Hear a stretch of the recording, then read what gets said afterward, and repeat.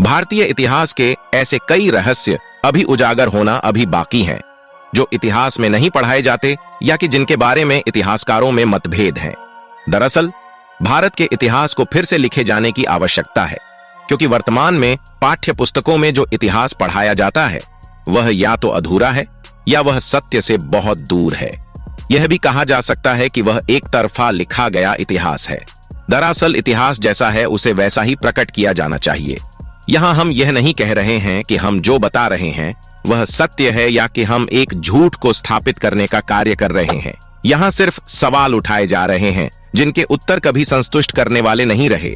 जिस देश के लोग अपने इतिहास को अच्छे से नहीं जानते या जिस देश के लोग अपने इतिहास को लेकर भ्रम की स्थिति में रहते हैं, उनमें कभी भी अपने देश के प्रति वैसे भक्ति नहीं रहेगी जैसी होना चाहिए।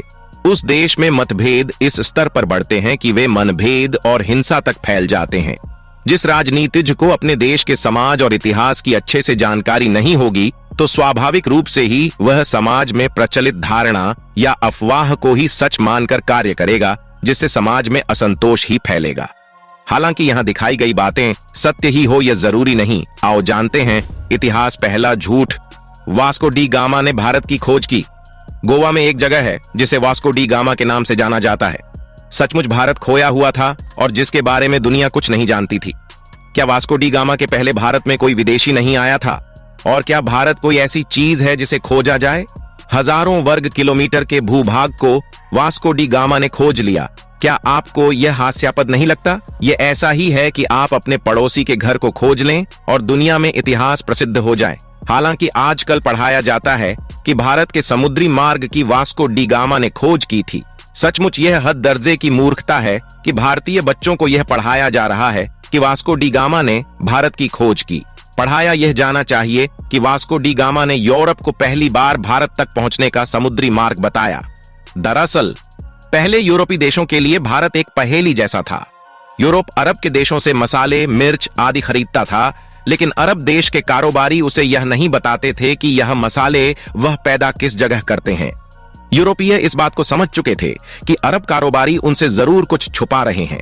ये कारोबारी अरब के उस पार पूर्वी देशों से ज्यादा परिचित नहीं थे। जहां तक सवाल भारत का है, तो इसके एक ओर हिमालय की ऐसी श्रृंखलाएं हैं जिसे पार करना उस दौर में असंभव ही था। भारत के दूसरी ओर तीन ओर से भारत को समुद्र ने घेर रखा था। ऐसे में यूरोप वासियों के लिए भारत पहुंचने के तीन रास्ते थे। पहला रशिया पार करके चीन होते हुए बर्मा में पहुंचकर भारत में आना, जो कि अनुमान से कहीं ज्यादा लंबा और जोखिम भरा था। दूसरा रास्ता था अरब और ईरान को पार करके भारत पहुंचना, लेकिन यह रास्ता अरब के लोग इस्तेमाल करते थे और वे किसी अन्य को अंदर घुसने नहीं देते थे। तीसरा रास्ता समुद्र का था, जिसमें चुनौती देने वाला सिर्फ समुद्र ही था। ऐसे में एक ऐसे देश के समुद्री मार्ग को खोज करने यूरोप के नाविक निकल पड़े, जिसके बारे में सुना बहुत था लेकिन देखा नहीं। इन नाविकों में से एक का नाम क्रिस्टोफर कोलंबस था, जो कि इटली के निवासी थे। भारत का समुद्री मार्ग खोजने निकले। कोलंबस अटलांटिक महासागर में भ्रमित हो गए और अमेरिका की तरफ पहुंच गए। कोलंबस को लगा कि अमेरिका ही भारत है। इसी कारण वहां के मूल निवासियों को रेड इंडियंस के नाम से जाना जाने लगा। कोलंबस की यात्रा के करीब 5 साल बाद पुर्तगाल के नाविक वास्को डा गामा जुलाई 1478 में भारत का समुद्री मार्ग खोजने निकले। वास्को डी गामा ने समुद्र के रास्ते कालीकट पहुंचकर यूरोपावासियों के लिए भारत पहुंचने का एक नया मार्ग खोज लिया था। 20 मई 1488 को वास्को डा गामा कालीकट तट पहुंचे और वहां के राजा से कारोबार के लिए हामी भरवा ली। कालीकट में 3 महीने रहने के बाद वास्को पुर्तगाल लौट गए। कालीकट अथवा कोलिकोड केरल राज्य का एक नगर और पत्तन है। वर्ष 1499 में भारत की खोज की यह खबर फैलने लगी। वास्को डी गामा ने यूरोप के लुटेरों, शासकों और व्यापारियों के लिए एक रास्ता बना दिया था। इसके बाद भारत पर कब्जा जमाने के लिए यूरोप के कई व्यापारी और राजाओं ने कोशिश की और समय समय पर वे आए और उन्होंने भारत के केरल राज्य के लोगों का धर्म बदलने में महत्वपूर्ण भूमिका निभाई। पुर्तगालियों की वजह से ब्रिटिश लोग भी यहां आने लगे।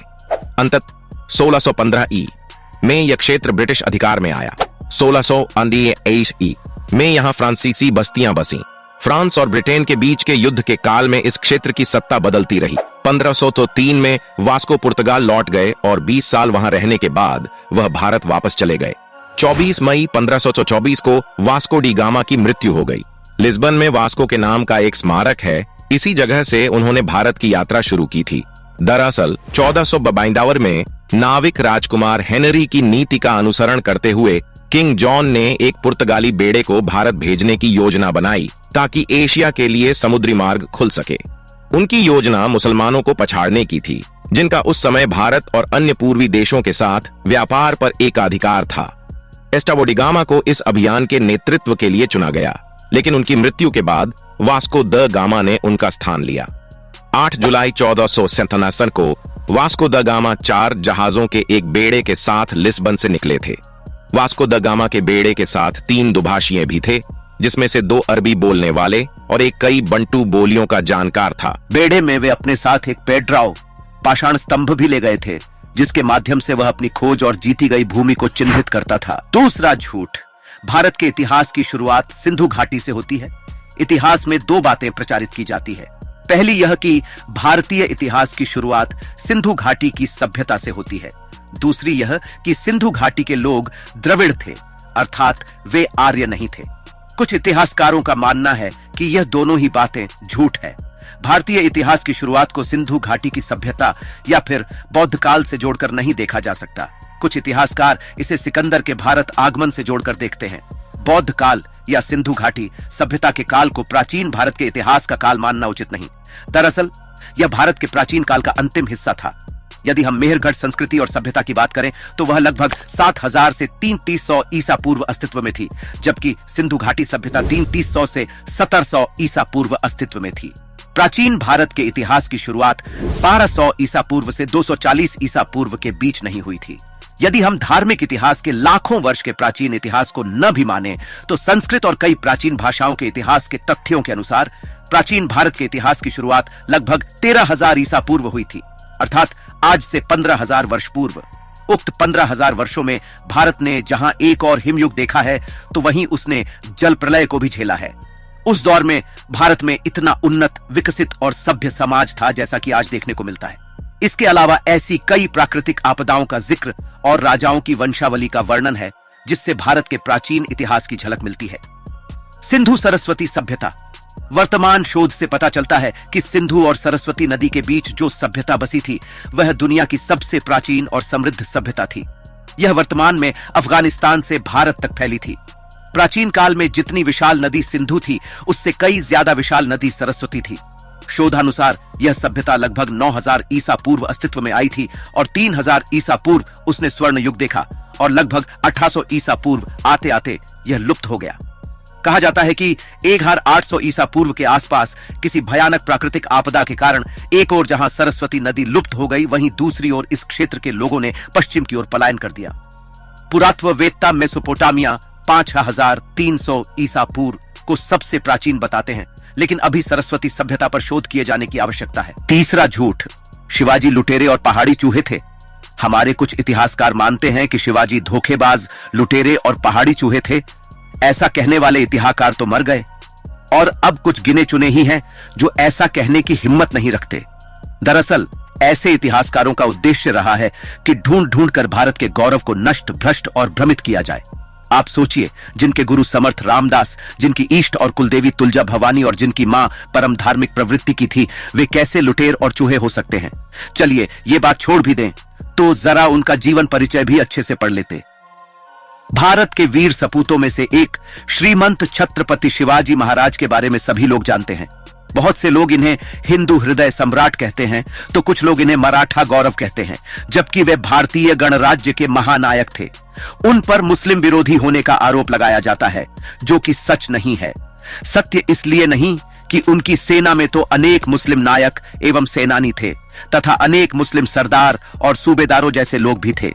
उन्होंने विदेशी लोगों से भारत की भूमि की रक्षा की थी। मुगल विदेशी थे, तुर्क थे। वास्तव में शिवाजी का सारा संघर्ष उस कट्टरता और उद्दंडता के विरुद्ध था जिसे औरंगजेब जैसे शासकों और उसकी छत्र छाया में पलने वाले लोगों ने अपना रखा था। इसी कारण निकट अतीत के राष्ट्र पुरुषों में महाराणा प्रताप के साथ साथ इनकी भी गणना की जाती है। धोखेबाज नहीं थे शिवाजी। शिवाजी के बरहते प्रताप से आतंकित बीजापुर के शासक आदिल शाह जब शिवाजी को बंदी न बना सके तो उन्होंने शिवाजी के पिता शाहजी को गिरफ्तार किया। पता चलने पर शिवाजी ने नीति और साहस का सहारा लेकर छापामारी कर जल्द ही अपने पिता को इस कैद से आजाद कराया। तब बीजापुर के शासक ने शिवाजी को जीवित अथवा मुर्दा पकड़िया चलाने का आदेश देकर अपने मक्कार सेनापति अफजल खां को भेजा। उसने भाईचारे व सुलह का झूठा नाटक रचकर शिवाजी को अपनी बाहों के घेरे में लेकर मारना चाहा, पर समझदार शिवाजी के हाथ में छिपे बघनखे का शिकार होकर वह स्वयं मारा गया। इससे उसकी सेनाएं अपने सेनापति को मरा पाकर वहां से दुम दबाकर भाग गई। इस घटना के आधार पर लोग शिवाजी को धोखेबाज कहते हैं, जबकि धोखा तो अफजल खां करने वाला था, गुरिल्ला युद्ध के आविष्कारक। दरअसल शिवाजी चारों ओर से अपने दुश्मनों से घिरे हुए थे। उनके लिए शक्ति से कहीं ज्यादा नीति की जरूरत भी थी। ऐसे में शिवाजी ने ही भारत में पहली बार गुरिल्ला युद्ध का आरंभ किया। उनकी इस युद्ध नीति से प्रेरित होकर ही वियतनामियों ने अमेरिका से जंगल जीत ली थी। इस युद्ध का उल्लेख उस काल में रचित शिव सूत्र में मिलता है। गोरिल्ला युद्ध एक प्रकार का छापामार युद्ध। मोटे तौर पर छापामार युद्ध अर्ध सैनिकों की टुकड़ियों अथवा अनियमित सैनिकों द्वारा शत्रु सेना के पीछे या पार्श्व में आक्रमण करके लड़े जाते हैं। उनकी इसी नीति के कारण उन्होंने मुगलों को हराया। उन्होंने अपने लोगों का ख्याल रखा और देश के लिए महत्वपूर्ण कार्य किए।